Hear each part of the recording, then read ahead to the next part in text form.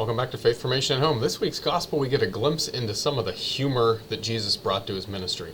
We don't often hear this story as a joke or as there being any kind of humor in it, but there's quite a bit of humor in it actually, right? So Jesus is telling a story about praying and not losing heart, right? We should pray and ask God for good things that we need, even if it feels like God isn't responding, because God always hears us and he always responds. And then Jesus tells a very bizarre story to try to illustrate this point, right?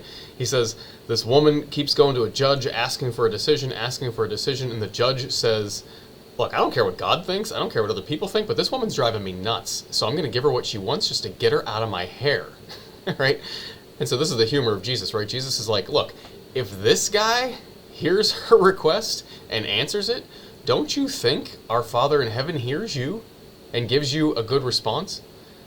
So it's interesting, it's not just about getting what you want in prayer, and it's not just about God hearing you in prayer, right? Jesus is kind of cutting to the heart of it, and he's saying, when God hears you and when God responds to you, he responds with good intention, with love, not like this judge who responds just to get this woman out of his way, right? God isn't going to respond to you in prayer just to get rid of you.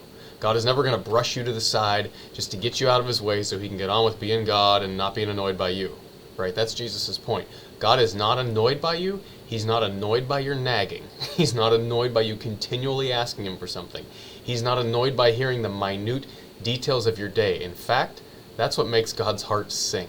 He wants to hear that stuff. He wants to constantly hear from you, and he always responds. He just doesn't often respond in a way that we anticipate, so we have to pay attention for it and listen to it.